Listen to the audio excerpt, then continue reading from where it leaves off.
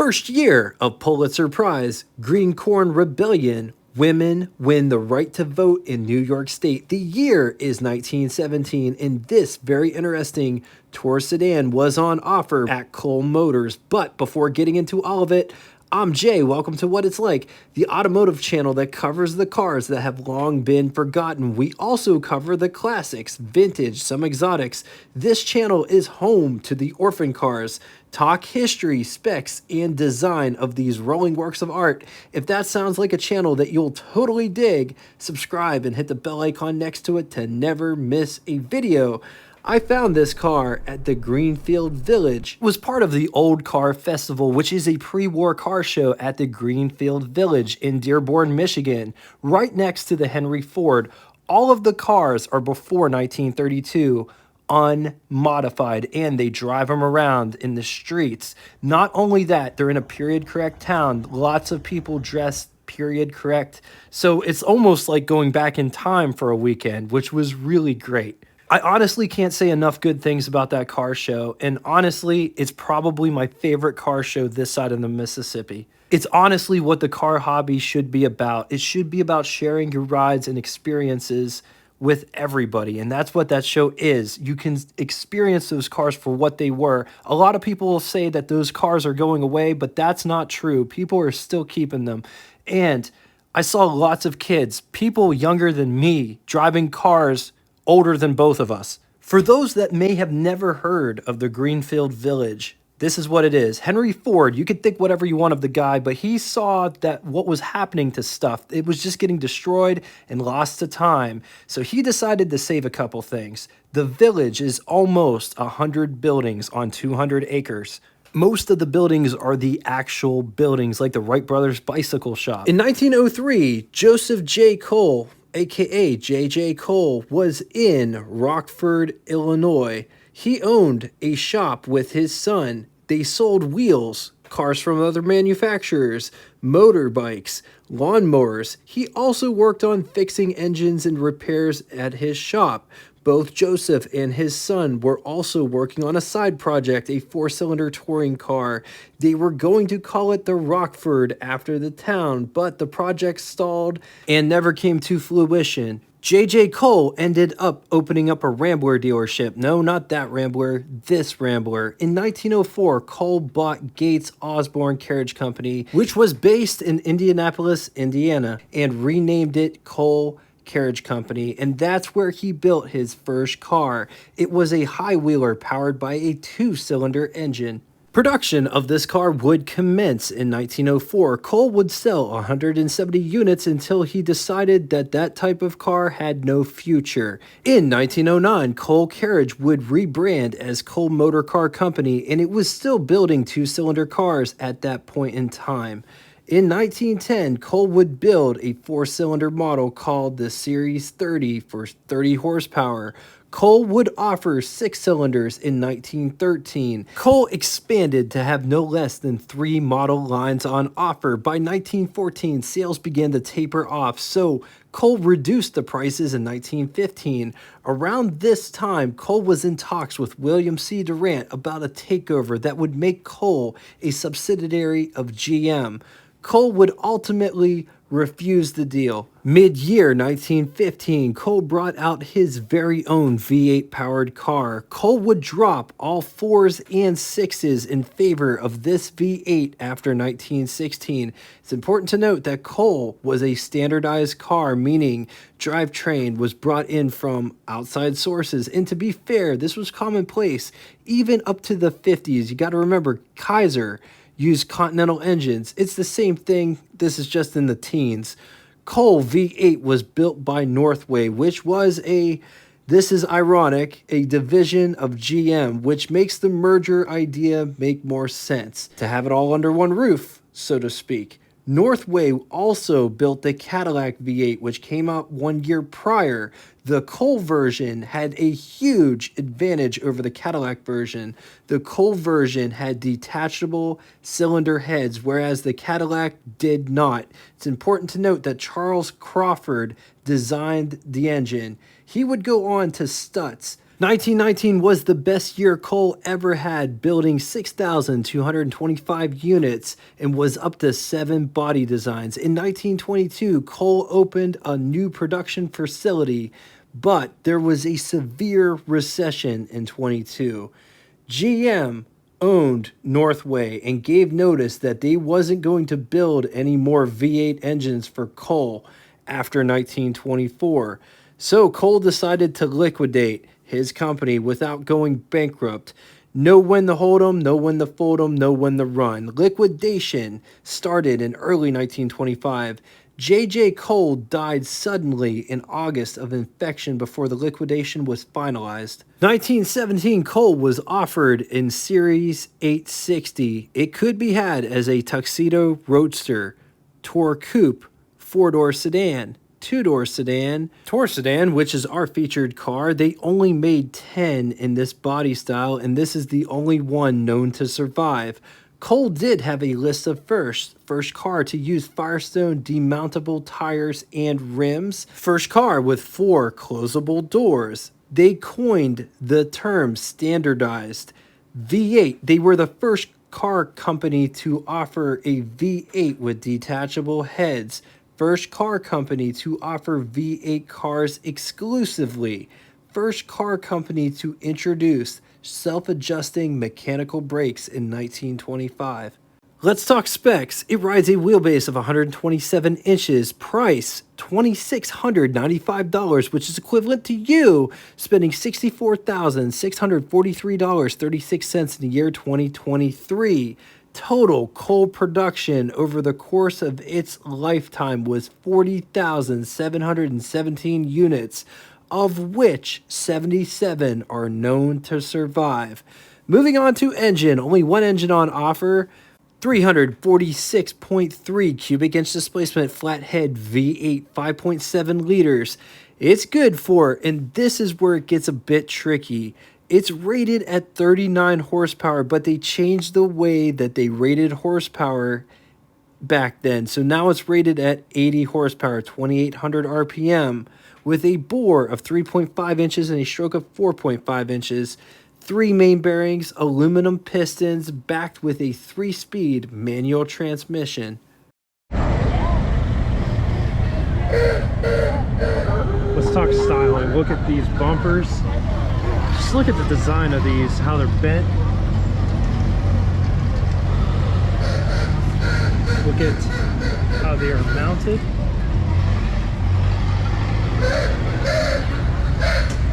Headlights are massive. Look how they're connected.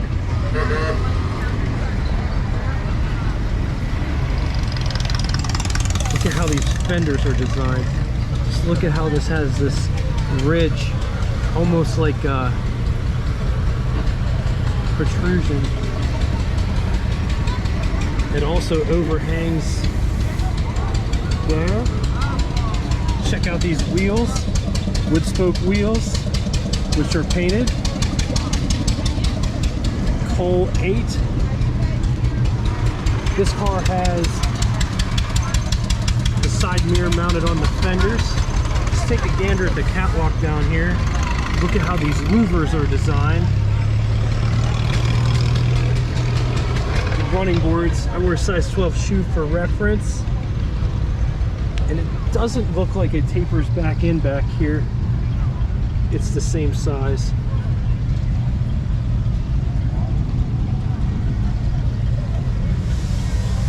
Look at the Cole 8 as well as there. Check out these door handles.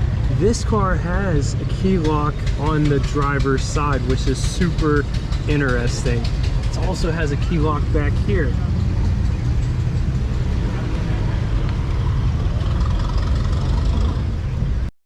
So take a gander at this door panel. Here is the door handle to pull the door shut. This is the door handle to get out. Map pockets. They have these canvas. Oh no, I lied. It is sort of like a pocket, but look, this is a nice nifty place to put your toolkit. How cool is that? So this car has a really nifty feature with these. So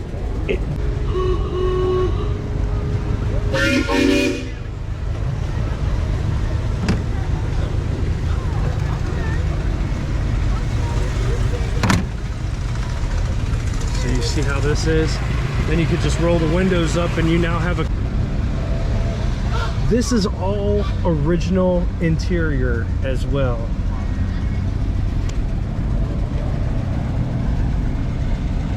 Here's my hand for reference. Getting in would be a bit difficult. Coming down inside, the pedal box down here, clutch, brake, gas pedal. This is just a peg for you to rest your foot on. Gear shift, emergency brake, advance and retard the spark. Just take a look at this interior. Sedan. Getting in wasn't nearly as difficult as originally suspected, but this is what over the hood looks like. Here's what first person over the hood looks like. Underneath the steering wheel, there's tons of room between my lap and the bottom of the steering wheel. The only reason I show that is because if you don't fit in the car, it's not comfortable to drive the car. The clutch and the brake pedals come right out of the floor. They're not suspended. And this is how your feet would be if you're 6 foot tall. Up above, there are no sun visors. There is a clock so the people in the back can see. There isn't a sun visor over there either. Just take a look at this headliner. There is a dome light there. It's the same thing for this.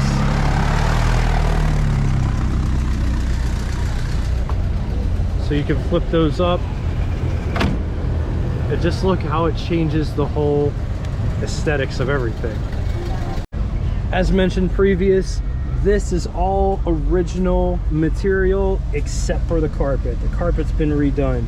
Before getting in the back, just notice there's a nice grab handle to hold on to pull yourself up here. There are robe rails as well as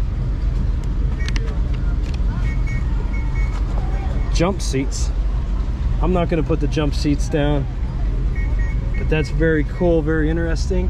Just notice these seats up here. I don't know if you would call that a bucket seat or a split bench. Super interesting. This car also has a heated floor, and we just got back from a drive and this thing is radiating heat. Over here,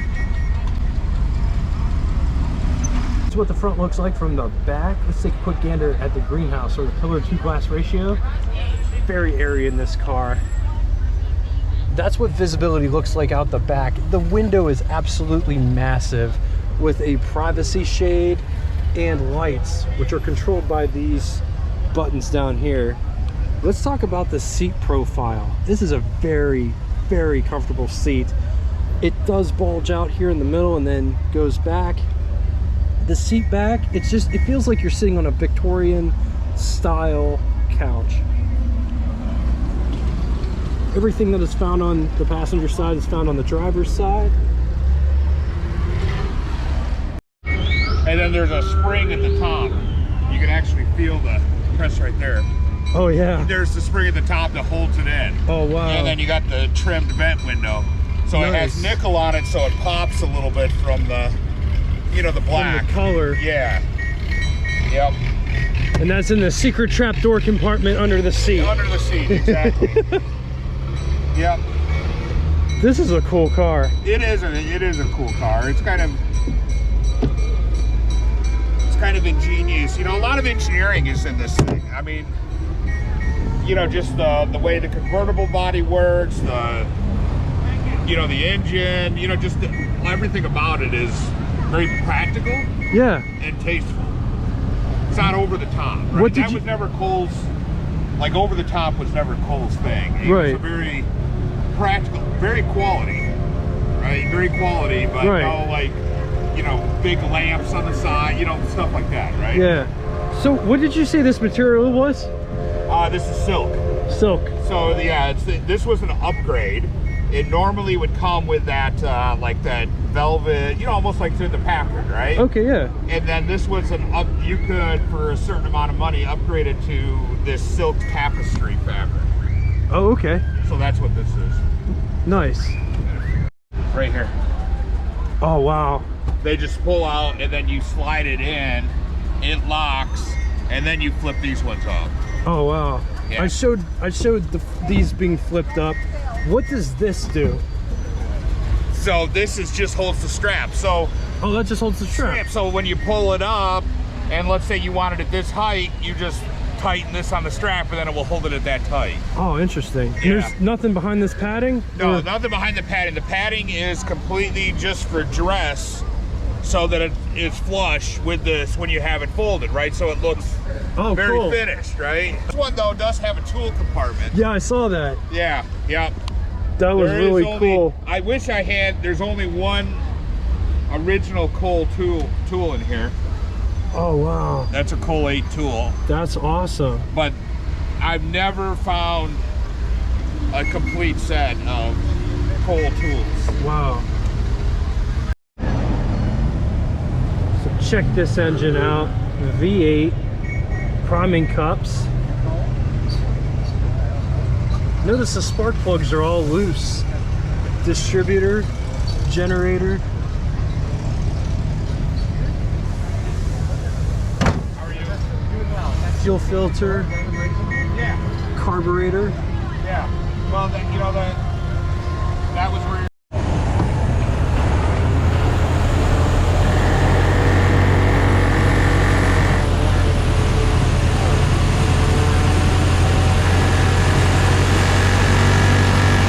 So what do all those do? So this one's the on-off switch to the car. This one's the headlights. This one's the tail lights, and then this one turns on the dome light.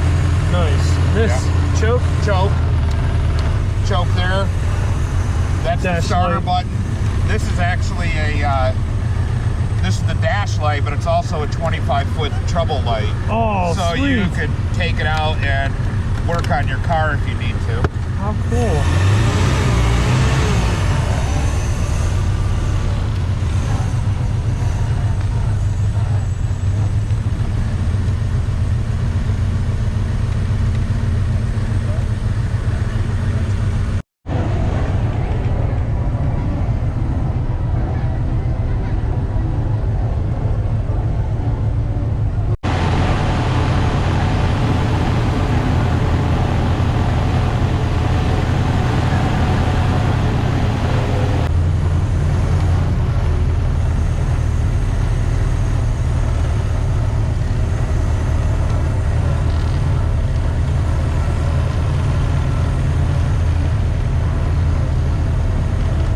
On the positive side, this is another cool car that's rarely seen. It draws a crowd because it's kind of a ghost, so to speak.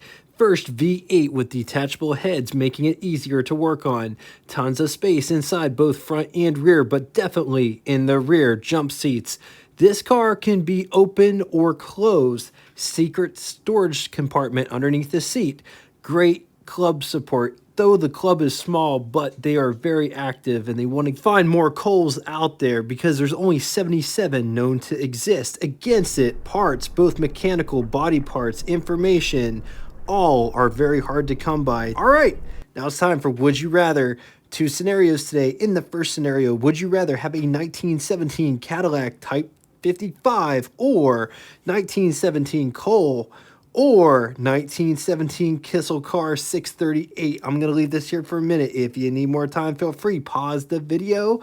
Moving on to the second scenario. Would you rather have a 1917 Pullman or a 1917 Cole or a 1917 Franklin? Once again, gonna leave this here for a minute. If you need more time, feel free, pause the video.